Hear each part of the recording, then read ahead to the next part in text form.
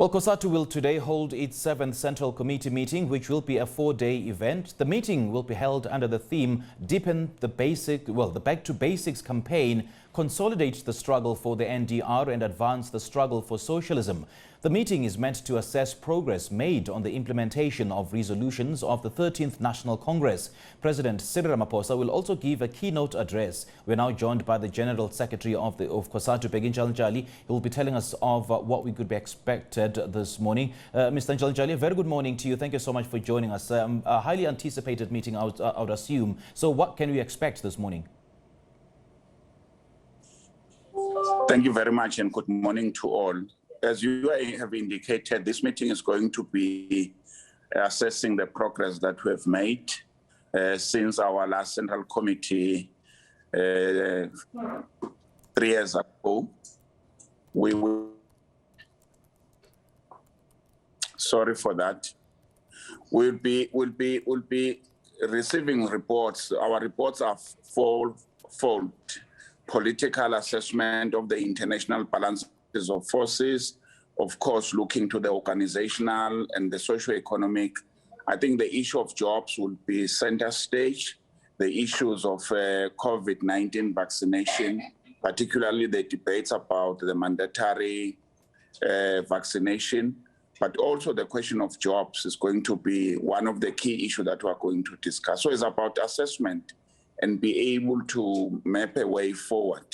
We intend to adopt in our next Congress a midterm vision. So in the Central Committee, we'll be starting to look to those issues so that we put it, those agenda items moving now from now until to the next Congress next year. Well, Mr. Ntshalintshali, without preempting the deliberations of this meeting, what would be the approach, or rather, should I say, what should be the approach of the ANC and as well as Cosatu in terms of dealing with the unemployment crisis? I think there are already a plan that has been put on in NETLAC in terms of the economic recovery and reconstruction. What is lacking is the mobilization of resources, but also the question of leadership in ensuring that the issues are being speed up so that we can. So there is a plan. What is lacking is the implementation. We'll be emphasizing that to the president. Of course, we are going to be raising the issue again very strongly about the issue of corruption, that people get arrested, but the prosecution is moving very, very slow. We have not seen a single conviction in relation to the corruption. And just speaking of corruption, Mr. Ntshalintshali, I know that, the Cosatu is still in an alliance with the ANC, and some of the ANC leaders who've been found on the wrong side of the law in terms of corruption, even though no one has been convicted as yet. But how will the Cosatu deal with, the issue of some of the members of the ANC, which Cosatu is in alliance with, who've been found to have engaged in corrupt practices? I think the policy is clear, even in the ANC. People should be stepping aside. We'll be making that call. Regrettably, we can't go there and be the ANC ourselves. But they have a policy. They have to implement it. I think they'll start implementing it. The question is that we wish that the police and the courts are dealing strictly with those people who are accused of wrongdoing. They have to be clear by the court if there's nothing that they've done it wrong. But if there is something that they have done wrong, I think some conviction needed to be put in place. Money stolen needed to be recovered. And I suppose then the issue that needs to be brought to the fore, of course, is the relationship between Cosatu and the African National Congress. So where is it insofar as strengthening those relations and by extension the tripartite alliance? We have taken a resolution that we are going to support the African National Congress in this coming local government election. But at the same time, I think the ANC is in a very delicate state, is not working properly. Some of our people are serving in the ANC in their own capacity. We got a 2015, what we call it a 2015 plan, where we said we must swell the ranks of the ANC and be able to bring with it, the question of integrity. But we're not the ANC.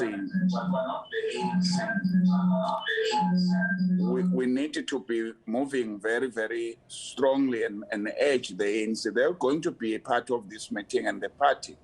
We'll be encouraging them and encouraging our members that they need to be exemplary in whatever structures that they are serving on. And we've had so many discussions with, think tanks and political thought leaders about the decline of the ANC's, support within the South African context, as it were. And some have been of the opinion that the ANC is declining largely because it has turned its back on the working class or the emerging working class and the middle class as well. And the middle class and the working class, I suppose, forms the backbone of Cosatu. So what would be the approach then going into this meeting about dealing with the supposed neglect of the working class and the middle class?